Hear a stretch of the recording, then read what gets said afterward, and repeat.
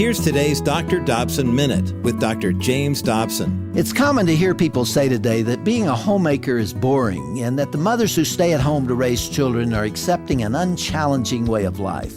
Well, compared with what, I might ask? The truth is, almost any occupation you can name, from a telephone operator to a medical pathologist to an attorney or a dentist, involves long hours of tedious activity. Few of us enjoy heart-thumping excitement each moment of our professional lives. No, I doubt if the job of being a homemaker is more boring than most other jobs, particularly if a woman refuses to be isolated from adult contact. But as for the importance of the assignment, many mothers tell me that nothing can compete with the satisfaction of shaping and molding and guiding a new human being. For them, it's a supremely stimulating investment of their lives. For more information, visit drdobsonminute.org. Hello, everyone. You're listening to Family Talk, the radio broadcasting ministry of the James Dobson Family Institute. I'm Dr. James Dobson, and thank you for joining us for this program.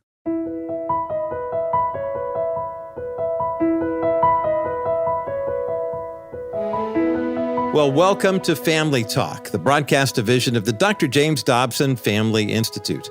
I'm Roger Marsh, and during the next half hour, we have a special treat for you. Recently, we discovered I'm talking hundreds of broadcasts featuring Dr. Dobson from classic years all the way up through the present that have never been aired before on the broadcast of Family Talk. And so it's a special treat for us to be able to share with you this first week in January, the first of those new classic programs. And this one centers on technology that seems like it's a little bit commonplace for those of us in the pro-life community to understand. But the more and more we see a younger generation growing up and moving away from biblical values, the less we are confident that these people actually fully understand certain things like, does human life, actually begin at conception? Now, we all know that it does, but there are a growing number of younger people, especially younger women, who are of the impression that when it comes to the issue of abortion, for example, that abortion is harmless, that it's really all about the mother. It's all about the woman involved, has nothing to do with anybody else other than the mom. Now, you and I both know that that is not true. The name of the game here is that this is a mother and a child. There's a human baby growing inside the mother's womb. But one of the ways that we have been made aware of this dearth of knowledge is the fact that so many abortion clinics fight tooth and nail to keep ultrasound technology away from the expectant mother. Now, if you go to an abortion clinic and abortion is scheduled, then of course they're going to perform an ultrasound because the abortionist needs to know how far along the woman is in gestation, how far along the baby is in his or her growth, and what needs to be done to end the life of that child in the womb. Not to be gruesome, but that's exactly what they're doing. But it is very curious as you take a gander at what happens in the legislation fighting for the sanctity of human life, how many abortion clinics will fight tooth and nail against any sort of ultrasound technology being made available to the mother.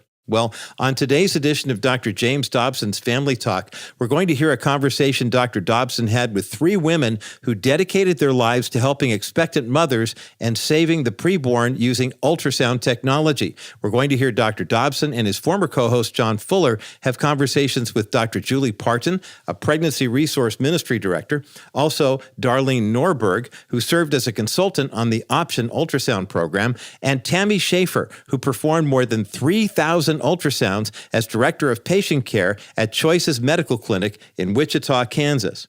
Now, you're going to hear remarkable stories of changed hearts and saved lives, including Tammy's own testimony of how sidewalk counselors intercepted her on the way into an abortion clinic when she was just 17 years old. This is a powerful conversation, and of course, it's one that's intended only for mature audiences, so if you have children in the listening range with you, please make sure you use parental discretion. And now, let's listen into this timeless conversation, first time we've ever aired this discussion here on Dr. James Dobson's Family Talk. We have a very important program, the continuation of a discussion that we started yesterday about something, Doctor, that we are so pleased about.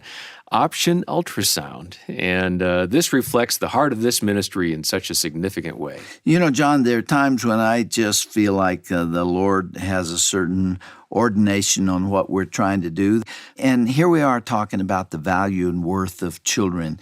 And I think one flows right into the other. Let's don't take any more time. Let's let people hear what I think is a very, very strong discussion about ultrasound.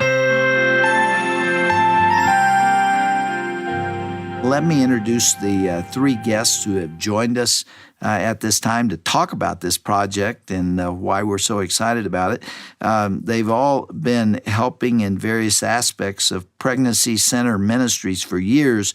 Dr. Julie Parton, Pregnancy Resource Ministry Director. Darlene Norberg serves as consultant on this ultrasound project. She's based in Dallas, Texas. And finally, Tammy Schafer has performed more than 3,000 ultrasounds as Director of Patient Care at a pregnancy center in Wichita, Kansas, which just happens to be located right next door to Dr. George Tiller's late-term abortion clinic, as we talked about last time. Julie, let me start by asking you about some of the tangible blessings that you've seen as a result of the work we're doing here. How many lives have you seen changed because of the vital work performed by pregnancy resource centers around the country? Yeah, let me tell you a neat story that I didn't experience personally, but a physician who is a medical director of a pregnancy center, she told me the other day that she went in to do a scan of a young woman that had come into their pregnancy center, and she went in, and as doctors do, she introduced herself, and the young woman, the patient, said, "Oh, yes, I know you. You did my last scan." And there she is in the stroller right over there. And so that doctor got to pick up that baby and hold that baby that a few months ago this young woman had not been planning on carrying to term. So that's the best. That's why we do what we do, John, because not only with regard to our support for pregnancy resource centers, nearly 80 ministries all drive toward one purpose, and that's to win people to Christ. And the amazing thing is that the family and family-related issues can take you farther in some cases than a church can, because you can get into places that a church can't go. You know? Yeah, the family need transcends a lot of different barriers and can get through places, as you just said. It sure does.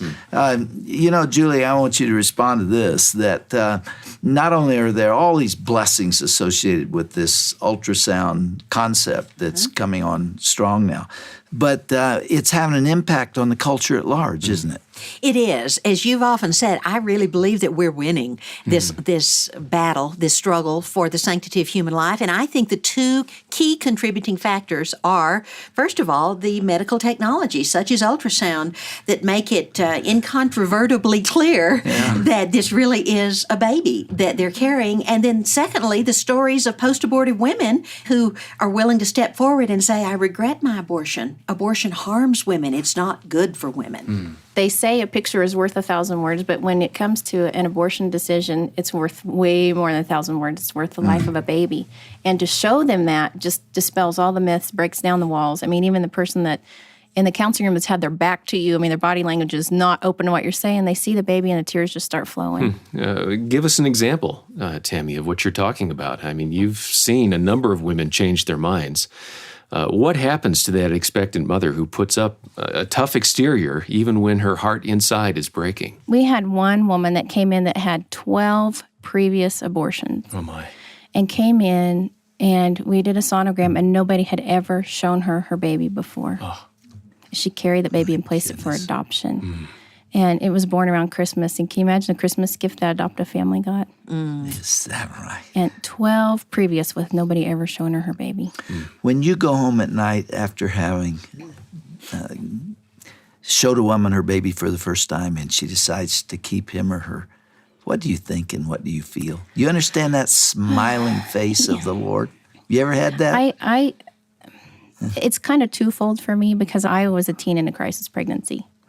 When I was 17 years old, I was in a small town school. I was raised in a Christian home. My mom and dad were divorced. I lived with my dad and my stepmom. And my biggest thing was disappointing my dad.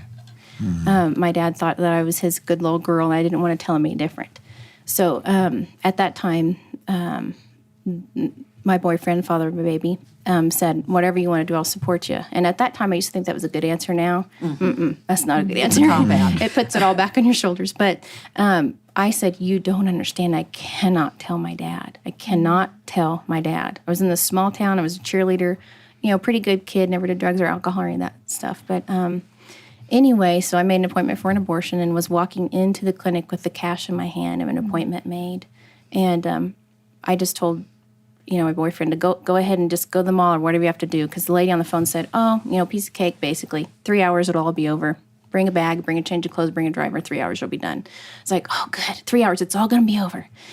So I was giving him a hug goodbye, and out of nowhere, because I made sure nobody was around that would see me, I heard somebody say, well, at least go in with her. And turn on the back of the parking lot, there were 2 sidewalk counselors. I later came to know them as sidewalk counselors, Betty Bourne and Rob Cleary. And they approached us, and even though I didn't know what abortion was all about, didn't know at 7.5 weeks a baby had finger, toes, arms, and legs, I just started crying, and I knew deep down, I knew in my heart it wasn't right. So we left there, and I ended up telling my family the hardest thing I ever did. And my son's gonna be 15 in a couple of weeks. Oh my! So what did your dad say? Well, he was pretty upset. My mom and my dad had opposite reactions, and neither one of them were quite normal reactions. My mom said, well, I hope it's a girl. And my dad, when my mom told him that I had just been, had considered an abortion, he immediately came up with questions like, how are you going to graduate from high school, and how are you going to go to college, and how do you expect to be a teen mom and make it, and things like that. And at that point in my life, I decided, that's when I became really stubborn. I decided I was going to prove it to him. So so I graduated from high school a semester early and went to nursing school in the following fall. And when I was in the hospital having him is when I decided to go into nursing. So I think that was all the Lord is doing too. Otherwise, I wouldn't be in the position I'm at the clinic. But anyway, I had to tell him his story at age 10 because, I was joining the clinic, and Joe Wright, the pastor at Central Christian Church in Wichita, wanted me to share my story and wanted him to come. And I was like, I stressed out about that for a few days. I prayed about it and asked some people from church, how do you think I should explain this to Aaron? So I explained to him what abortionists do for a living and why I think women choose abortion, whether it's society telling them that, they don't deserve to have a baby, something's wrong with a baby, or they don't have insurance, or, reach your goals, it's going to ruin your plans or whatever. And so I told him, I said, do you know what abortion is? He said, yeah, that's when somebody doesn't want their baby and they give it to somebody else. And I said, well, that's adoption. And so I explained it to him, and I said, well, Aaron, Mom was one of those ladies and you were one of those babies. And he immediately, without pausing, said, whew, that was a close one for me. And I was like, whoa, at age 10, he realized he was almost ripped out of this world without even knowing. So, Tammy, that story you just told us is symbolic of a drama that's played out tens of thousands of times. Mm-hmm. It is. Well, what's the figure now? Close to 1 million a year. It's thought. I see it all the time. And that very scenario is typical, isn't it? Right. How many times have you heard it since? A lot. And when I can sit across the table from him and say, you know what, I know what you're feeling. And a lot of times I'll tell them, you're doing way better than I am. I bawled for 4 months anytime anybody looked at me sideways. And they'll be sitting there listening and not crying. But basically, I can tell them life doesn't end. It's survivable. And, what if you abort to reach your goals and you're too depressed to meet your goals anyway? Then you're not going to have a baby or your goals met. And, that personal experience and sometimes just telling them that story like that really grasps them, if nothing else does, and they really listen. And they'll start asking me questions about, what happened with me and things. But that's why I do what I do, because somebody was there for me. And if they wouldn't have been, I wouldn't have Aaron. So, and, I kind of am living, I was talking to my mentor the other day, and kind of living by Romans 8:28 and 2 Corinthians 1. What I have experienced is the Lord is using for his glory and to impact his kingdom and change lives and save souls, and it's amazing. Darlene, we're talking to women today who made the wrong decision at a moment like that, and they aborted their baby, maybe more than one. And now they feel this tremendous load of guilt, especially as they hear Tammy. What do you say to them? I identify with them. I'm post-abortive. And I identify with them. And I say, reach up, look up. God's there. Will he forgive this sin? Does he forgive? Grace just... Is there any sin he can't forgive? No, we just bathe in his grace. We just bathe in it. And it is so redemptive in how he takes those things, those sins, and just washes them away and heals us and puts us into service for him. Well, I mean, I keep telling everybody, I'm just this little girl from Saginaw, Michigan. And look at what the Lord is allowing me the privilege of doing. He doesn't hold it against us. He's so forgiving. But the toughest part is forgiving yourself. Julie, you understand where these women are coming from? I don't identify on a personal basis. The Lord has spared me those difficult experiences, and I'm grateful for that. But I certainly have talked to enough women who have been through them that you hit the nail on the head when you said that they don't believe God can forgive that sin. And that's what's so important for them to hear. There is hope and there is healing.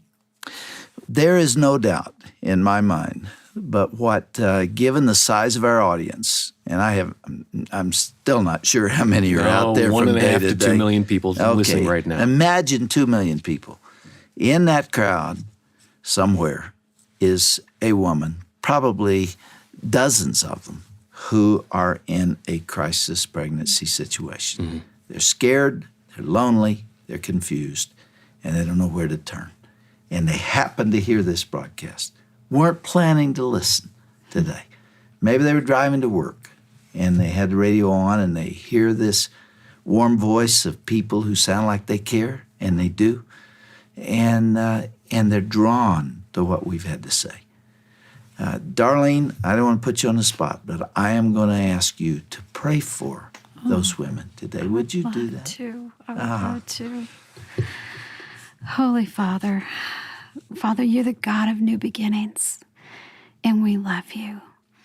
And God, I just pray for the women who are hearing this message today. Lord, I pray that they realize that there is no such thing as a coincidence when it comes to a great big God. That, Lord, that you lead us where you want us. And Father, I pray for tender hearts. I pray for women who are struggling with the issue of realizing that there is a life growing within their womb. And Father, they're feeling so many emotions now. Lord, I just pray that their eyes and their hearts would be open to the answers that you have before them. God, I pray that they would yearn for education. Dear Jesus, we just lay all of these things at the foot of your cross because that's where the power is. And Lord, we love you and we lift up these ladies to you. We lift up these ministries to you. And we ask all of this in the name of your precious Son, Jesus Christ. Amen. Well, on today's edition of Dr. James Dobson's Family Talk, we heard some powerful testimonies coming from some women who have been real pioneers in the sanctity of human life movement. And you know, the most powerful testimonies often come from those who've walked through the valley themselves and have emerged with hope to share. On today's edition of Dr. James Dobson's Family Talk, Dr. Dobson welcomed his guests, Dr. Julie Parton, Darlene Norberg, and Tammy Schafer. We also heard from John Fuller, the former co-host of Dr. Dobson's original audio radio ministry.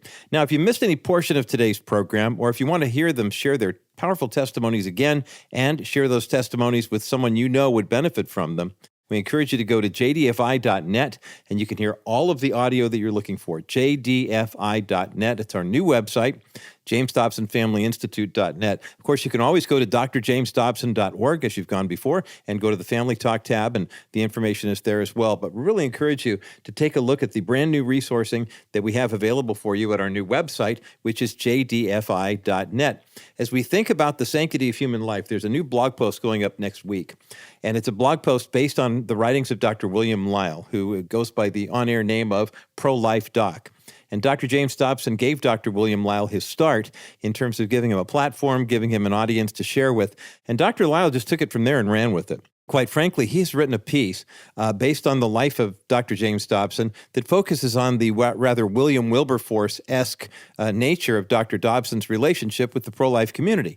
Prior to the passing of the horrible Roe versus Wade bill that passed through the U.S. Supreme Court on January 22nd, 1973, there were a few states that had legal abortion.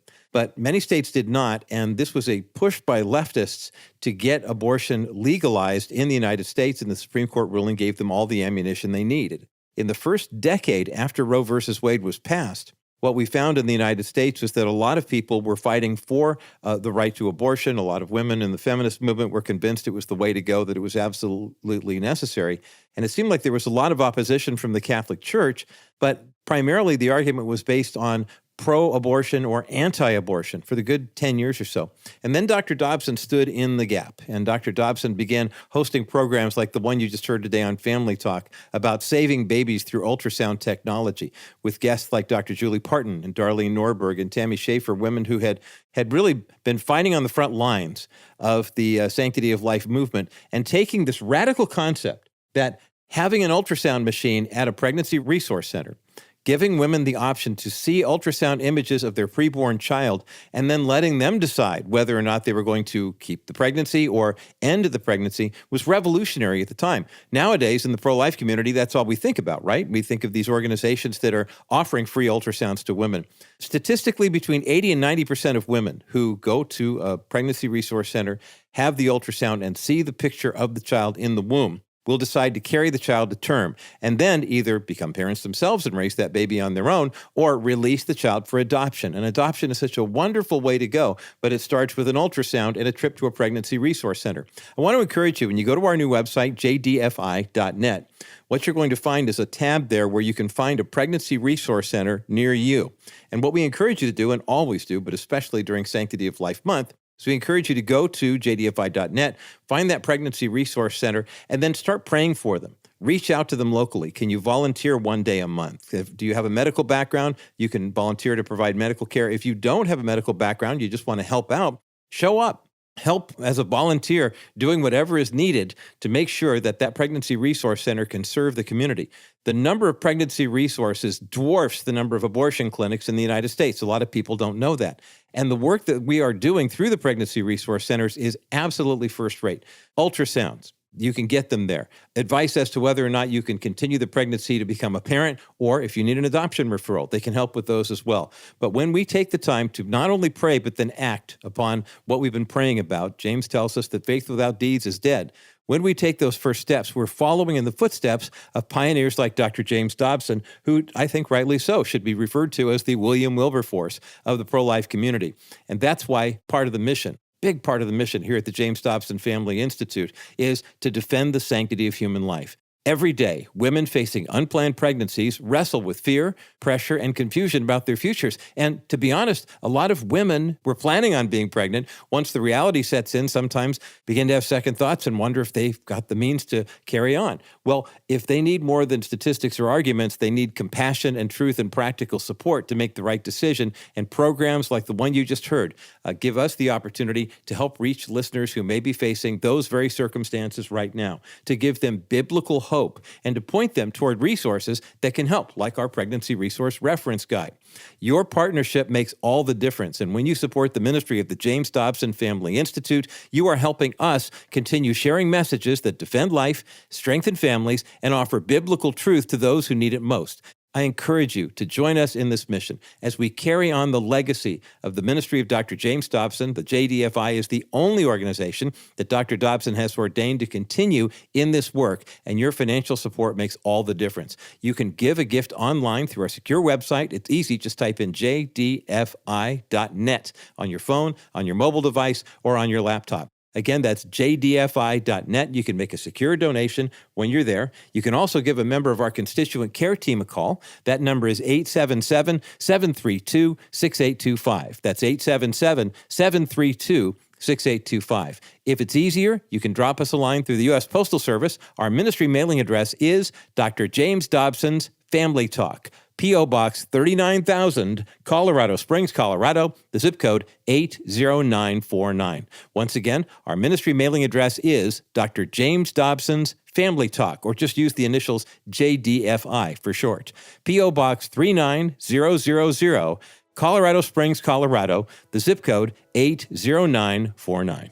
Well, I'm Roger Marsh, and I'm so grateful that you tuned in today from all of us here at Family Talk and the JDFI. Thanks so much for listening. Be sure to join us again next time right here for another edition of Dr. James Dobson's Family Talk, the voice you can still trust for the family you love.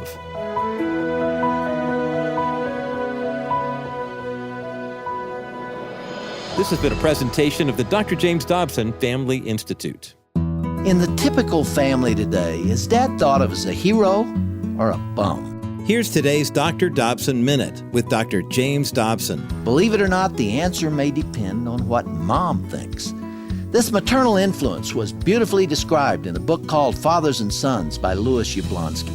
He told about growing up in a Yiddish home and sitting around the dinner table listening to his mother say things like, "Look at your father. His shoulders are bent down. He's a failure."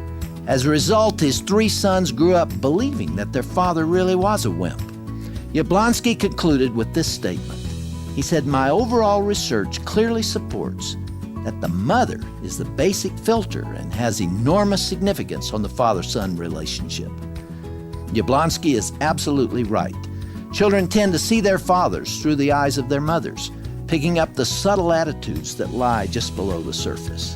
For more information, visit drdobsonminute.org.